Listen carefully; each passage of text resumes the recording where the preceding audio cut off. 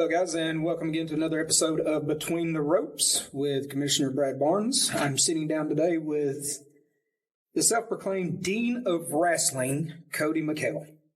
I'm your host, Commissioner Brad Barnes, and with me today I have the Judge of Wrestling, Dallas Andrews, Cory, Backwood Bronco, James, Silverback, Mr. Johnny Matthews. Bradley, how you doing? I am actually doing exceptionally well, Bradley.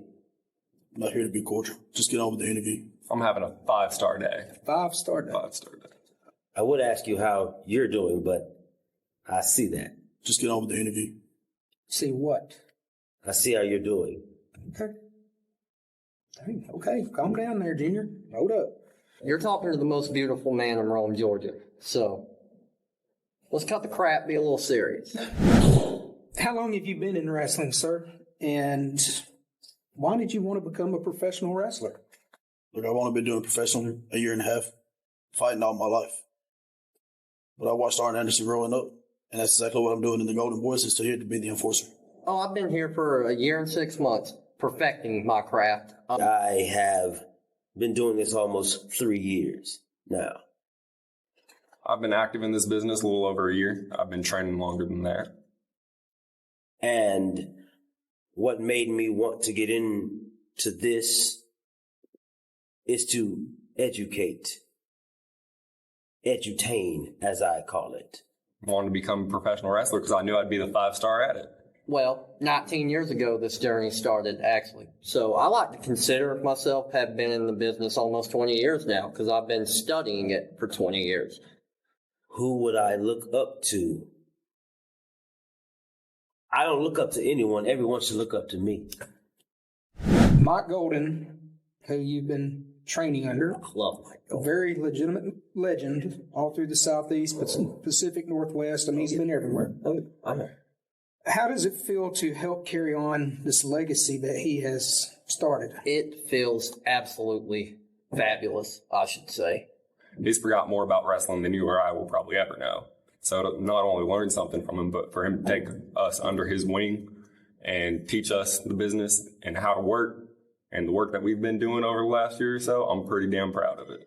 Mike is undoubtedly the best legend in all of North Georgia history.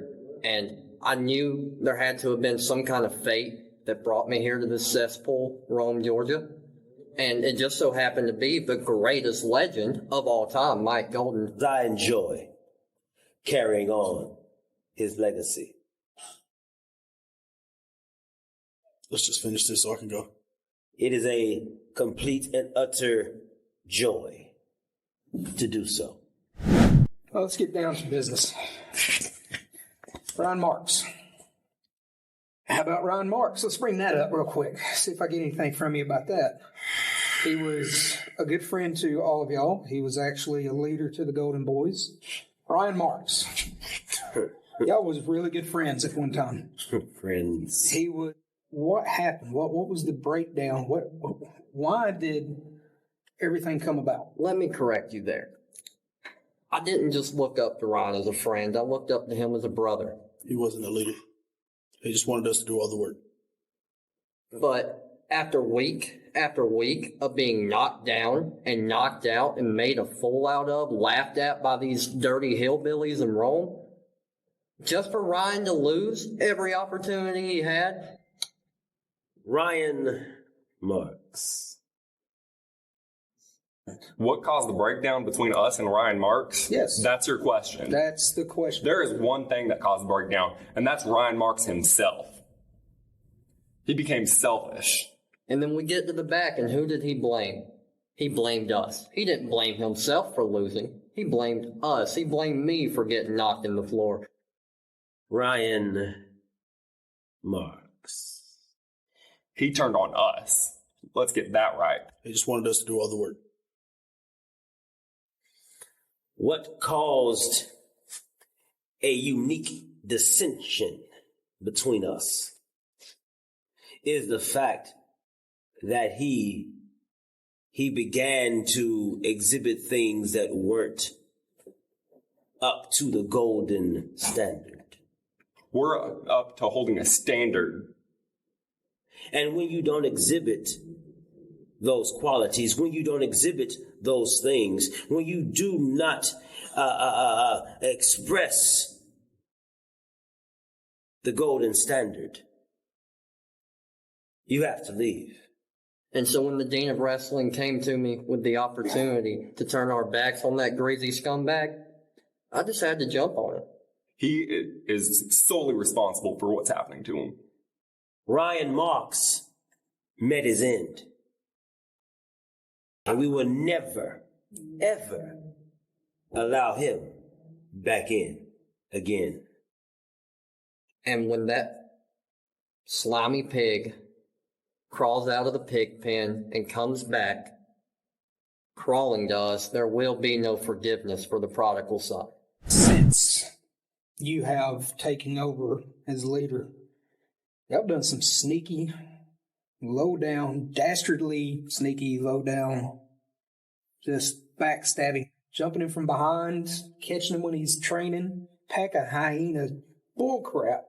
I even had to stop y'all one night on beating him down. How can you do this to somebody that y'all respected, to a leader?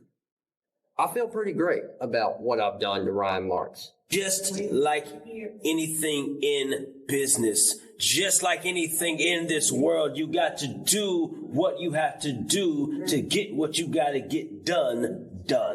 Let's be very crystal clear. There is no respect anymore. There is no love lost between us. He has brought everything that's coming to him. And he's learning that he can't stand for himself. You know, when Dallas and I showed up and we obliterated him, you know, we thought that was the end. He got what he deserves. He got what he deserved. Anything else you want? That's it. Okay.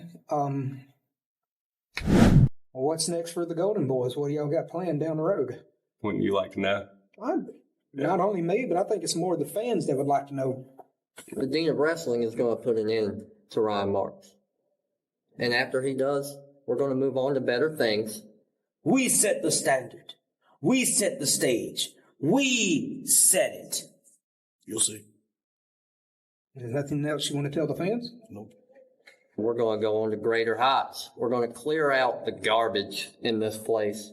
We're going to cement our legacies and our spots on top of the NAWA mountain. What we're going to do is we're going to continue raising that standard. And that's exactly what we're going to do. From this moment forward, we are the Golden Boy School of Wrestling. Anything you want to say to Ryan Marx in conclusion? Or Absolutely. Ryan Marx is dead to me. Ryan, you got your fluke win over me in 1 minute. This guy here didn't sanction that match. The match that he did sanction was a handicap match that I won along with Johnny. Therefore, I've already beat you. So, after the Dean of Wrestling beat you, we're going to call this quits. And you can go back to the pig pen and stay there forever as we cement our legacy. Because Ryan Marx, you cannot stand on your own. I have no words for Ryan. He'll get what's coming to him. He'll find out. It don't take words. We're in business action. Like I said, he's going to find out if he hasn't already that he can't stand for himself. But I will give you a word, Brad. yes, sir. As the judge, you may not be a Paul Heyman. I'm going to give this interview 2 out of 5 stars. 2 out of 5. Okay. Ryan, it's been a pleasure to do everything that we've done to you thus far.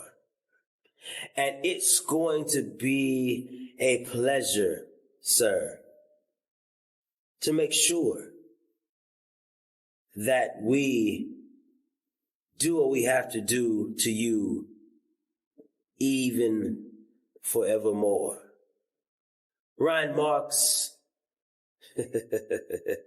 we will, as they say now, we will stand on business.